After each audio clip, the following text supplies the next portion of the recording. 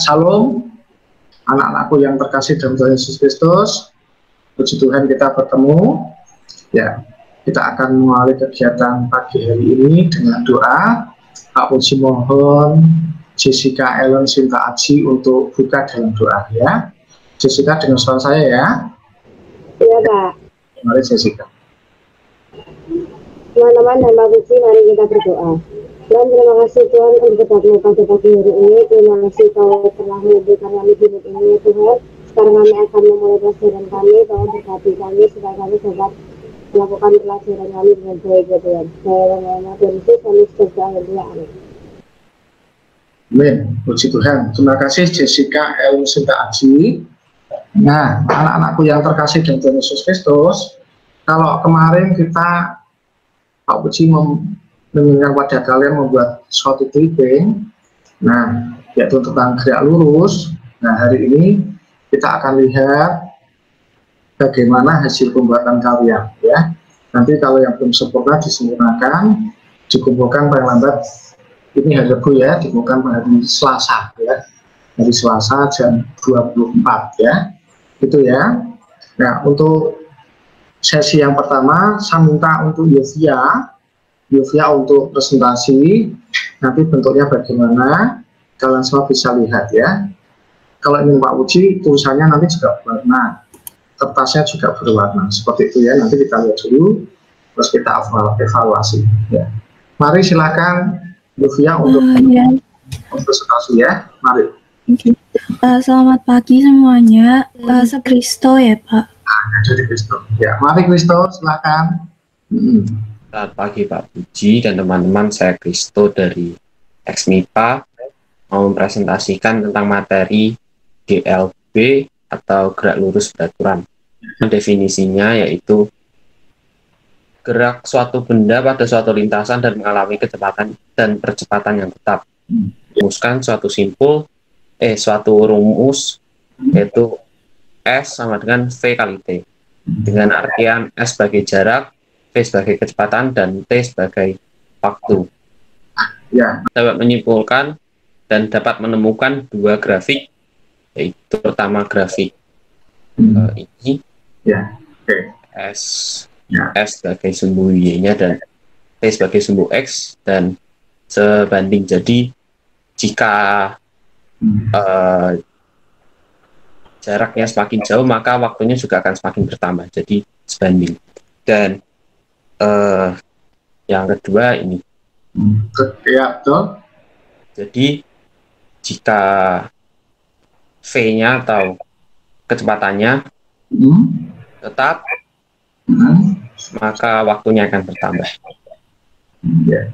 Sekian presentasi dari saya, akan dilanjutkan oleh Darlin. Dulu aja. Michelle, mari silakan Michelle. Iya Pak. Selamat pagi Pak Puji dan teman-teman, saya Michelle Safira Hadi dari kelas 10 MIPA nomor 12. Saya akan mempresentasikan tentang gerak jatuh bebas.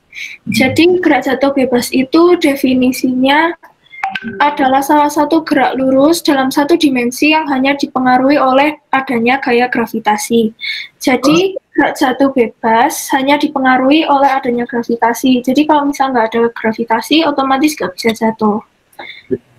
Lalu rumus-rumusnya ada 3, yaitu ini. Ya, oke, kelihatan. Ya, lalu yang kedua ada ini. Ya, sip. Terus? Dan yang ketiga ada ini. Ya. Jadi VT itu adalah kecepatan waktu akhir, jadi kecepatan waktu dia sampai tanah. Lalu ketinggian itu dilambangkan dengan H. Sip. Dan grafiknya ada 2, yaitu ini kecepatan terhadap waktu. Betul. Terus? Lalu yang ini ketinggian terhadap waktu. Ya. Dan ini ilustrasinya. Oke, ya, sip. Terus, lagi? Sudah Pak, sekian, terima kasih dari saya. Sama-sama. Nah, dari 2 anak yang tadi menampilkan, saya lihat tulisan tulisannya sudah bagus. Cuma tadi masih hitam putih ya. Ya, tolong dikasih warna ya, supaya menarik ya. Gitu ya. Jadi nanti melihat orang yang membaca itu tertarik. Jadi tidak bosan di satu warna, yaitu hitam dan kertasnya putih ya. Gitu ya. Ya, terus siapa lagi ini? Yang terakhir aja Yovia ya, saya sudah lihat dua toh, terus juga yang soalnya coba Yovia. Iya Pak. Ya saya juga belum ditempel, tapi yang pertama untuk contoh soal. Lagi. Ya, nanti kasih warna, betul ada warna. Terus contohnya kan ini ada 5 subbab. Yang pertama saya ambil contoh untuk GLB. Nah di sini diberi yang dikasih tahu adalah tentang jaraknya dan juga waktunya, yaitu jaraknya 20 meter dengan waktunya 5 sekon. Dengan rumus yang telah dijelaskan oleh Kristo sebelumnya, yaitu S sama dengan V kali T, maka kita bisa mengganti S dengan 20 dan T-nya 5. Kita pindah ruaskan agar dapat menemukan kecepatannya. Nah, dari sini kita bisa menemukan bahwa kecepatan dari grafik ini adalah 4 meter per sekon. Bagus. Saya terusin ya. Apakah contoh dalam kehidupan sehari-hari ada? Iya Pak, ada. Dari salah satu aja ya Pak. Oke, ini. Di sini saya menuliskan buah apel jatuh dari pohonnya. Lagi kamera? Iya. Ya. Bila waktu yang dibutuhkan untuk apel tersebut mencapai tanah itu adalah 5 detik. Nah, jadi berapa sih jarak dari apel saat bergantung dengan pohon dan dengan tanah? Nah, di sini kita menggunakan yang namanya gerak jatuh bebas. Mengapa begitu? Karena apelnya tidak memiliki kecepatan awal. Awalnya dia berhenti. Nah, tapi karena satu kondisi, ia akan jatuh seperti itu. Nah, seperti yang dijelaskan Michelle sebelumnya, kita menggunakan rumus H sama dengan setengah kali GT kuadrat. Nah, di sini itu adalah ketinggian yang kita cari. Setengah GT kuadrat. G itu adalah gravitasinya. Nah, saat kita mengetahui T-nya itu adalah 5, maka kita bisa menggantinya menjadi setengah kali 10, karena gravitasi adalah percepatan gravitasi bumi, yaitu 10 meter per sekon kuadrat, maka setengah kali 10 kali 5 kuadrat, yaitu 5 kali 25, sehingga 125 cm. Tapi di soal saya menuliskan untuk menuliskannya dalam bentuk meter. Maka dari itu jaraknya adalah 1,25 meter. Seperti itu. Terima kasih Yovia, bagus. Asher ya, silakan juga Asher. Presentasi milik Asher. Ya teman-teman, selamat pagi. Nama saya Asyer Brian Ben Yosua. Saya dari kelas 10 MIPA. Di sini saya akan melakukan share screen yang sudah majalah yang sudah saya foto. Permisi, apakah sudah kelihatan? Ya, kelihatan. Tuhan, terima kasih ya. Ya, di sini saya mengambil tema gerak vertikal ke atas atau bisa disebut GVA. Apa itu gerak vertikal ke atas? Gerak vertikal ke atas merupakan salah satu bentuk gerak lurus yang termasuk dalam gerak lurus berubah beraturan, di mana pergerakan benda dengan kecepatan awal dan lintasan pergerakan benda vertikal ke atas. Pada gerakan vertikal ke atas, semakin lama kecepatan benda akan semakin berkurang karena ditolak oleh gaya gravitasi, sehingga pada benda mencapai ketinggian tertentu, benda tersebut akan terhenti dan jatuh ke atas. Ya, Nah, cukup ya. Terus rumus. Oke. rumusnya ada 5, yaitu VT sama dengan V0 tambah G tambah T. VT pangkat 2 sama dengan V0 pangkat 2 dikurang 2 dikali G dikali H. Yang ketiga adalah H sama dengan V0 dikali T dikurang 1/2 dikali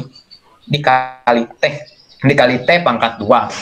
Yang keempat adalah H max sama dengan V0 pangkat 2 per 2 kali 2 dikali gravitasi. T max sama dengan V0 per gravitasi. Nah, untuk ASR itu ada rumus yang salah ya, yang VT. VT adalah V0 min VT ya, karena gerak ke atas. Ya, V0 min VT. Kalau plus itu nanti geraknya ke bawah ya, nanti itu ralatnya itu ya. Iya, Pak. Terus ini sekalian ya, ini tolong tulisannya berwarna ya. Ini jangan, yang lainnya nanti juga itu berwarna tulisannya ya. Selang-seling warnanya apa gitu ya, biar menarik, nggak seperti hitam gini ya. Ya, Iya, apakah ada lain lagi? Halaman lain seperti apa?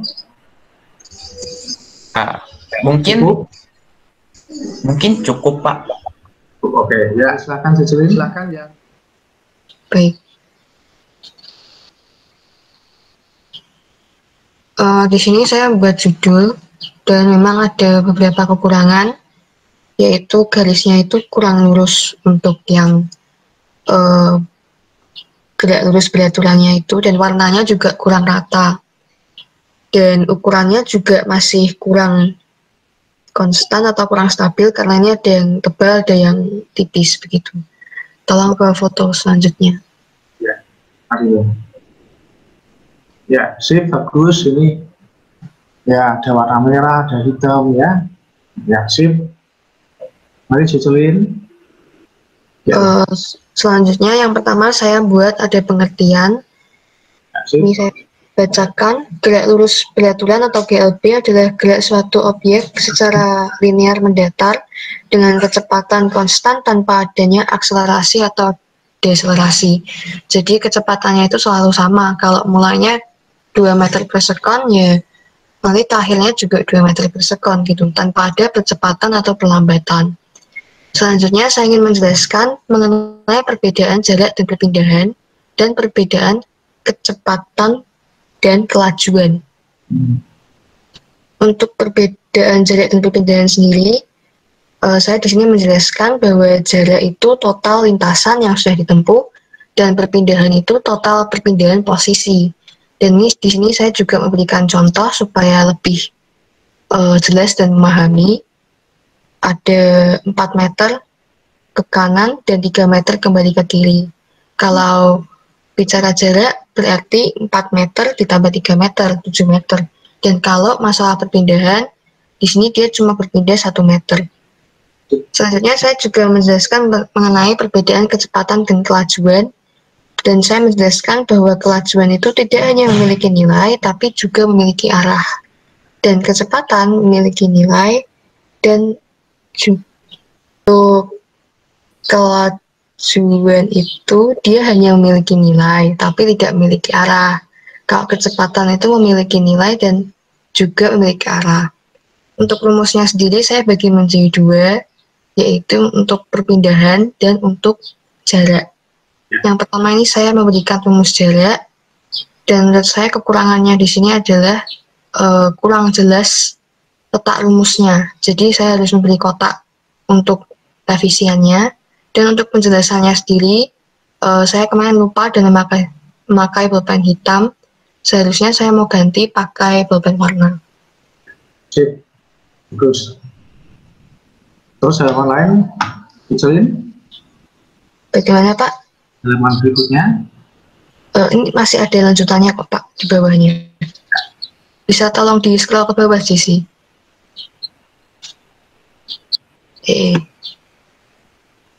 Baik, terima kasih. Tadi ada tulisan bahwa rumus tersebut nanti bisa diubah-ubah sesuai dengan aturan aljabar sehingga bisa digunakan untuk mencari hal-hal lain seperti kecepatan dan waktu. Selanjutnya, di sini saya membuat grafik perpindahan terhadap waktu. untuk garis mendatar atau sumbu Y-nya saya buat waktu, dan sumbu X-nya saya buat jarak perpindahan, maaf.